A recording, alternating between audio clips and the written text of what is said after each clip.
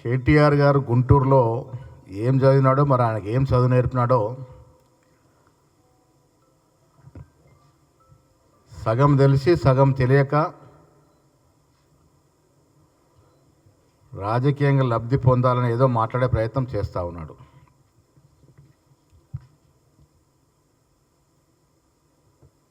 ఇవాళ కాంగ్రెస్ పార్టీ నిన్న జరిగిన ఏఐసి సమావేశం కానీ, సిడబ్ల్యూ సమావేశం కానీ, రాహుల్ గాంధీతో పాటు మాట్లాడిన పెద్దలందరూ కూడా తెలంగాణ రాష్ట్రంలో జరిగినటువంటి కుల సర్వే, తెలంగాణ రాష్ట్రం ఇచ్చినటువంటి 42% బీసీలకి రిజర్వేషన్ మీదే జరిగింది. ఇది యావత్ దేశంలో ఒక దిక్చూచిగా, ఒక చరిత్రాత్మక నిర్ణయంగా చెప్పుకున్న తరుణంలో వణుకు పుట్టిన బీజేపీ బీఆర్ఎస్ లోపాయికార ఒప్పందంలోకి వచ్చి హెచ్సియు భూముల వివాదం తీసుకొచ్చి ఆ బీసీ క్రెడిట్ తగ్గించే ప్రయత్నం చేస్తూ ఉంది. హెచ్సియు భూముల విషయంలో కేటీఆర్ బాగా మాట్లాడుతూ ఉన్నారు. నేను కేటీఆర్ గారిని మీ ద్వారా తెలంగాణ ప్రజల తరఫున ఛాలెంజ్ చేస్తూ ఉన్నా. మీరు 10 ఏళ్ల కాలంలో మీరు హైదరాబాదులో ఉన్నటువంటి బంగారం లాంటి ప్రభుత్వ భూములు ఎన్ని వేల ఎకరాలు అప్పనంగా అమ్మేశారు, ఎన్ని వేల ఎకరాలని మీ అనుయులకి కట్టబెట్టారు, ఎన్ని వేల ఎకరాలని డీఫారెస్ట్ చేశారు, కొండలు కరిగిపోయే రకంగా పనులు జరుగుతూ ఉన్నాయి. మీరు అప్పనంగా భూ విధ్వంసం చేసి విచ్చలవిడిగా Hyderabad in and around Hyderabad ఉన్న భూముల్ని మాయాజాలం చేసి అమ్మినటువంటి రోజులు ఇంకా ప్రజలు మర్చిపోలే. ఈ రాష్ట్రంలో లక్షల ఎకరాలు హైదరాబాద్ ఒక్కచోటనే 10,000 పైచూలకు ఎకరాల ప్రభుత్వ భూమిని అడ్డగోలుగా అమ్మేసినటువంటి నీవు ఇలా కాంగ్రెస్ ప్రభుత్వం గురించి మాట్లాడుతూ ఉన్నావు. కేటీఆర్ కడుపు నొప్పి అంతా రైతులు బాగుపడుతున్నారని. హెచ్సియు భూముల యొక్క చరిత్ర ప్రజలకు తెలవాలి. చంద్రబాబు ముఖ్యమంత్రిగా ఉన్నప్పుడు, అటల్ బిహారీ వాజ్పేయి గారు ప్రధానమంత్రిగా ఉన్నప్పుడు ఇందిరాగాంధీ గారు అలాట్ చేసినటువంటి హైదరాబాద్ సెంట్రల్ యూనివర్సిటీ భూముల్ని దాదాపు 400 ఎకరాలని ఐఎంజీ భరత్ సంస్థకి బిల్లిరావు అనే వ్యక్తికి కట్టబడడం జరిగింది. 400 ఎకరాలు వెనక్కి తీసుకొచ్చింది ఎవరు? కాంగ్రెస్ ముఖ్యమంత్రి రాజశేఖర రెడ్డి గారు ఆ నిర్ణయాన్ని తప్పుపడుతూ రద్దు చేయడం జరిగింది. అది కోర్టులోకి వెళ్ళింది. ఇన్నేళ్ళు కోర్టులో నానుస్తూ వచ్చింది. నువ్వు 10 ఏళ్ళు అధికారం ఉన్నావు, ఎందుకు దీని మీద శ్రద్ధ పెట్టలే? అప్పుడు కనబడలేదు నీకు హెచ్సియు భూమి ఇదని, హెచ్సియుని కాపాడాలని కనబడలేదా? యథేచ్ఛగా రాష్ట్రం నుండి యూనివర్సిటీ భూములు కబ్జాకి కారకులైనట్టు మీరు మీ నాయకులు యథేచ్ఛగా దోపిడీ చేసినటువంటి మీరు, కాకతీయ యూనివర్సిటీ కానీ, ఉస్మానియా కానీ, తెలంగాణ యూనివర్సిటీ కానీ ఎక్కడికక్కడ మీ నాయకులు దోపిడీ చేస్తే వాళ్ళు హెచ్సియు గురించి మాట్లాడుతున్నారు. హెచ్సియు భూముల యొక్క చరిత్ర ప్రజలకు తెలవాలి. రాజశేఖర రెడ్డి గారు రద్దు చేసిన తర్వాత కోర్టుకు పోతే రేవంత్ రెడ్డి గారు పీసీ అధ్యక్షుడు ఉన్నప్పుడు హైకోర్టులో, సుప్రీంకోర్టులో పోరాడి దీన్ని విజయం సాధించిన సందర్భం. కేటీఆర్ గారు ఏం చేశారు? 10 ఏళ్ల కాలంలో అదే ఐఎంజీ భరత్ సంస్థతో 30% ముడుపులు మాట్లాడుకొని ఇవాళ 5,200 కోట్లు అయితే మాట్లాడుతూ ఉన్నాడో అది వారికి రావాల్సినటువంటి ముడుపుల యొక్క ధర, ఆ పద్దు 5,200 కోట్ల పద్దు అనేది కేటీఆర్కి బిల్లిరావు ఒప్పుకున్నటువంటి 30% నిధులు లంచం. ఇవాళ కాంగ్రెస్ ప్రభుత్వం అధికారంలోకి రాకుండా ఉండుంటే ఇప్పటి వరకు బిల్లిరావుతో కేటీఆర్ గారు కుమ్మక్కై 30% నిధులు లంచం 5,200 తీసుకొని ఈ సంస్థను ఐఎంజీ భారత్కి అప్పగించేవాడు. ఇది వారికి ఉన్న ఒప్పందం. కేటీఆర్ దురదృష్టానికి మేము అధికారంలోకి వచ్చాం. ఇప్పుడు ఏమైపోయింది పరిస్థితి? రైతులు బాగుపడుతున్నారు. ఇప్పుడు ఇది వాస్తవాలకు వెళ్తే ఎస్, ఇది ప్రభుత్వ భూమి. ఈ ప్రభుత్వ భూమిని టీఎస్ఐఐసికి 75 కోట్ల ఎకరం చొప్పున ప్రభుత్వం ఇచ్చింది. In turn TSIIC ICICI bank ద్వారా 10,000 కోట్లు ఈ ల్యాండ్ని బాండ్స్ రూపంలో తీసుకొచ్చింది. ఆ 10,000 కోట్లు ఎక్కడ పోయినాయి?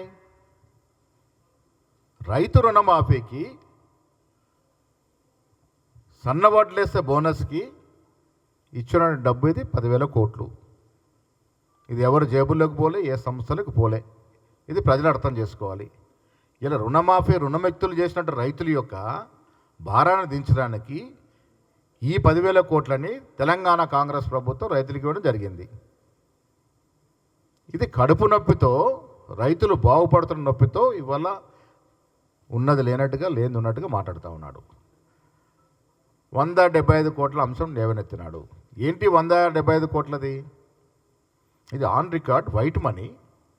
ప్రభుత్వం టెండర్లు పిలిస్తే ఏదో ఒక ఏజెన్సీ కావాలి, ఒక కన్సల్టెన్సీ కావాలి కాబట్టి ఇది ఆనవాయితీ, ఇది ప్రాక్టీస్. ఇది గత ప్రభుత్వం జరిగినప్పుడు ఏదో కన్సల్ట్ ద్వారానే మనకు లోన్స్ వస్తాయి. ఇది బాజాప్తా రాష్ట్ర ప్రభుత్వం టెండర్లు పిలిస్తే టెండర్లో పాల్గొన్నటువంటి ట్రస్ట్ ఇన్వెస్ట్మెంట్ కంపెనీకి ఈ కన్సల్టెంట్ వ్యవస్థని అప్పచెప్పడం జరిగింది. దానికి అదనంగా 175 కోట్లు వైట్ మనీ ప్రభుత్వం ఇచ్చింది. దీంట్లో ఏదో జరిగింది కుంభకోణం. ఎక్కడుంది నాయన కుంభకోణం దీంట్లో? ఇలా ఇక్కడ అంత వాల్యూ లేదంటాడు ఆయన గారు. అమ్మకానికి పెట్టినటువంటి భూములు కోకాపేటలో అయితే 100 కోట్ల పలుకుతుంది. బాగా చెప్తే ఆక్షన్ చేసి 100 కోట్లకు అమ్మామని అడ్వర్టైజ్మెంట్. రియల్ ఎస్టేట్ కంపెనీల కన్నా ఎక్కువ ప్రభుత్వం అడ్వర్టైజ్మెంట్ ఇచ్చేది. లక్షల కోట్లు, 1000 కోట్లు తగిలేశారు అడ్వర్టైజ్మెంట్ మీద. 100 కోట్లు కోకాపేటలో పోయినప్పుడు ఇది ఎక్కడుందండి ఇది? ఈ భూమి ఇప్పుడు హెచ్యూ ల్యాండ్స్ ఎక్కడున్నాయి? చుట్టు పరిసర ప్రాంతాల్లో ఉన్నటువంటి కంపెనీలు ఏంటి? ఐఎస్బి కానీ, ఇన్ఫోసిస్ కానీ, మైక్రోసాఫ్ట్ కానీ, విప్రో కానీ, గూగుల్ కానీ, టీసీఎస్ కానీ, డిలైట్ కానీ, ఏడీపీ కానీ, డిఎల్ఎఫ్ కానీ, యాక్సెంచర్ కానీ ఉన్నటువంటి ప్రాంతంలో ఈ భూమి ఉంది. అమెరికన్ కౌన్సిలేట్ కానుకొని ఇక్కడ 100 కోట్లు ఉండదా? ఈ 100 కోట్ల భూమిని ప్రభుత్వ సంస్థకి టీఎస్ఐఎస్సికి 75 కోట్లకు ఇచ్చినాము. ఇది ఎక్కువ ప్రైస్ చేసి చూపించినారంటారు. ఇవాళ అక్కడున్న ధర 30,000 కోట్లు పలుకుద్ది కాబట్టి 10,000 కోట్లు బాండ్స్ రూపంలో ప్రభుత్వం తీసుకుంది. తీసుకున్న తర్వాత రైతులకు ట్రాన్స్ఫర్ చేసింది. ఈ 10,000 కోట్లు ఎటుపోయినాయి అనేది కూడా రాష్ట్ర ప్రజలకు తెలవాలి. ఈ 10,000 కోట్లు రైతుకి రుణమాఫీ కింద ట్రాన్స్ఫర్ చేసింది. మీలాగా 10,000 కోట్లు తీసుకొని దుబారా చేసి విచ్చలవిడిగా అడ్డమైనడికి పంచే పరిస్థితి లేదు. రైతుల శ్రేయస్సు కొరకు దీన్ని బాండ్స్ రూపంలో తీసుకోవడం జరిగింది. దీనిలో కాంగ్రెస్ నాయకుడు కానీ అధికారిని ఒక చాక్లెట్ కూడా తీసుకునే పరిస్థితి. అడ్డం వచ్చినట్టుగా మాట్లాడుతూ ఉన్నారు. ఫారెస్ట్ గురించి మాట్లాడుతూ ఉన్నారు. ఇలా కేంద్ర కమిటీ చూసింది, అక్కడ చిన్న చిన్న బుషులు తప్ప అసలు ఫారెస్ట్ చెట్లు లేవనే మాట. ఏఐ టెక్నాలజీ వాడి బుర్రలోదళ్ళకి సప్పుడికి జనికలు పరిగెత్తున్నట్టుగా, నెమళ్ళు ఉరికెత్తున్నట్టుగా ఎంత ఘోరంగా దీన్ని ప్రచారం చేసినారండి. ఒక్కసారి వెనక్కి వెళ్లాల్సిన పరిస్థితి. ఇలా తెలంగాణ ప్రజలు టీఆర్ఎస్ పార్టీ యొక్క 10 ఏళ్ల పాలన ఒకసారి అర్థం చేసుకోవాలి. నేను మీ ద్వారా కేటీఆర్కి ఛాలెంజ్ చేస్తూ ఉన్నాను. వేదిక మీరే నిర్ణయించండి. బాజాప్తా డిబేట్ పెట్టుకుందాం. మీరు మీ 10 ఏళ్ల హయాంలో ఎన్ని వేల ఎకరాలు హైదరాబాద్ ఇన్ అండ్ అరౌండ్ అమ్మినారు? యావత్ రాష్ట్ర వ్యాప్తంగా ఎన్ని ఏళ్ళ ఎకరాలు, ఎన్ని లక్షల ఎకరాలు డీఫారెస్ట్ చేసినారు? ఎన్ని కొండలు మీ హయాంలో కరిగిపోయినాయి? ఎంత ప్రభుత్వ భూముల యొక్క విధ్వంసం జరిగింది? ఎంత ఆర్థిక విధ్వంసం జరిగింది? ఇవన్నీ కూడా చర్చించుకుందాం. కేటీఆర్ రా, ఇలా సిబిఐ విచారణ అడుగుతా ఉన్నాం. నీ మీద సిబిఐ విచారణ వేయాల్సిన అవసరం ఉంది. ఇవాళ యథేచ్ఛగా 10 ఏళ్ళు రాష్ట్ర యొక్క ఖజానాను దోపిడీ చేసిన మీ కుటుంబం. నేను ఆన్ రికార్డ్ చెప్తా ఉన్నాను, ఈ దేశ చరిత్రలో అత్యంత తక్కువ సమయంలో అత్యంత ఎక్కువ ప్రజాధనాన్ని దోపిడీ చేసిన కుటుంబం ఏదైనా ఉంది అంటే కేసీఆర్ కుటుంబం. వారు ఎలా కరప్షన్ గురించి మాట్లాడుతూ ఉన్నారు. విచ్చలవిడిగా దుర్వినియోగం దాఖలాలు. ఇంటర్మీడియట్ విద్యార్థులు చనిపోయినారు. ఎవరు నిర్వాహకం వల్ల? కేటీఆర్ అనుయుడైనటువంటి ఒక వ్యక్తికి, అసలు అనుభవం లేని వ్యక్తికి ఇంటర్మీడియట్ హయ్యర్ ఎడ్యుకేషన్ పరీక్షలు దిద్దే బాధ్యత అప్పచెప్పారు గ్లోబల్ రినాన్స్ సంస్థ. పాస్ అయిన ఫెయిల్ అయిన పాస్ అయిన చూసి కొంతమంది ప్రాణాలు బలిగొన్నట్టు సందర్భం. ధరణి ఎవరికి అప్పచెప్పినారు మీరు? ఒక బుడ్డ కంపెనీ, ఫారెన్లో ఊరు పేరు లేనట్టు బుడ్డ కంపెనీకి అప్పచెప్పి తద్వారా ముడుపులు తీసుకున్నట్టు మీరు. అసలు కరప్షన్కి మారిపోయినట్టు కేసీఆర్ కుటుంబము, లిక్కర్ దందాలు చేసుకున్నట్టు కేసీఆర్ కుటుంబము, విచ్చలవిడిగా ప్రభుత్వ భూములు కాజేసి బెనామీ పేర్ల ట్రాన్స్ఫర్ చేసుకున్నటువంటి కేసీఆర్ కుటుంబము ఇలా కరప్షన్ గురించి మాట్లాడుతుంటే దయ్యాలు వేదాలు వలిచినట్టుగా ఉన్నాయి. అసలు చదివి మాట్లాడుతున్నాడా, తెలుసుకొని మాట్లాడుతున్నాడా, తెలుసుకోక మాట్లాడుతున్నాడా? 175 కోట్లు అనేది ప్రభుత్వ ట్రాన్సాక్షన్. ఇది ఏ ప్రభుత్వం కన్సల్టెన్సీ ద్వారానే లోన్స్కి పోతుంది. అది తెలియదా నీకు? 10 ఏళ్ళు నిర్వాహకం చేసావు కదా, ఐటీ మంత్రిగా చేసావు కదా. ఏ రకంగా అంటా ఉన్నావు నువ్వు 175 కోట్లు ఇది కరప్షన్ అని? ఏ రకంగా అనగలుగుతున్నావు?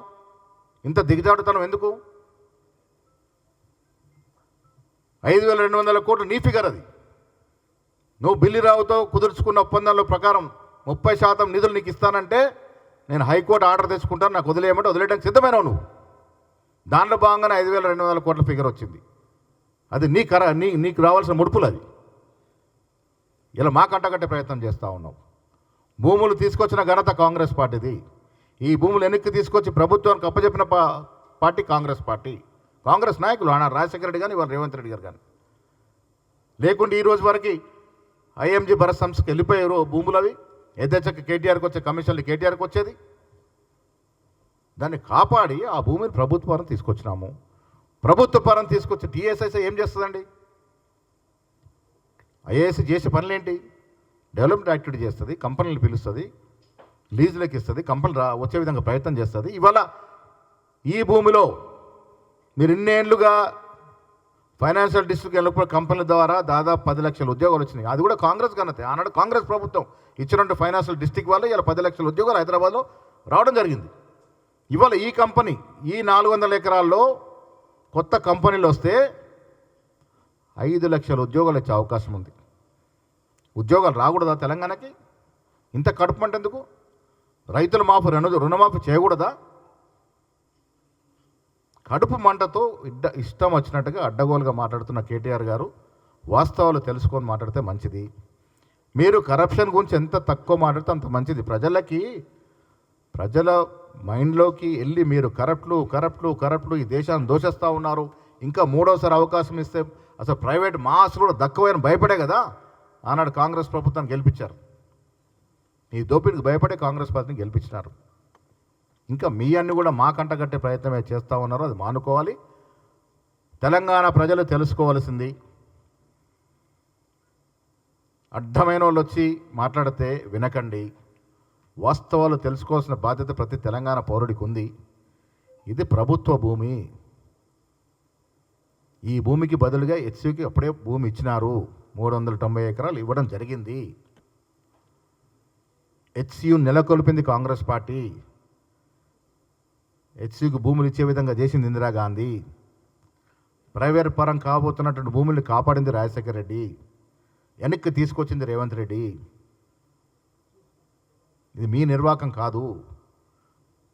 ప్రైవేటు చేతుల్లోకి పోవాల్సిన భూమిని ప్రభుత్వ పరంగా తీసుకొచ్చి ఐఐసి సంస్థకు అప్పచెప్పి ఇలా కంపెనీలు రావడానికి, కార్పొరేట్ కంపెనీలు రావడానికి, తద్వారా ఉద్యోగాలు రావడానికి ఒక సౌత్రమైన కార్యక్రమం తీసుకుంటే మీ కడుపు నొప్పి ఏంటి?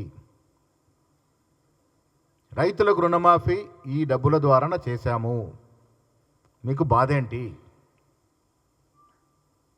మీకు దమ్ము ధైర్యం ఉంటే చర్చకు సిద్ధంగా అండి. 10 ఏళ్ళు మీరు ఈ రాష్ట్రంలో చేసిన భూదోపిడి ఒక్కటొక్కటిగా చర్చించుకుందాం. మీరు ఎవరెవరు వస్తారో రండి, మేము వస్తాం.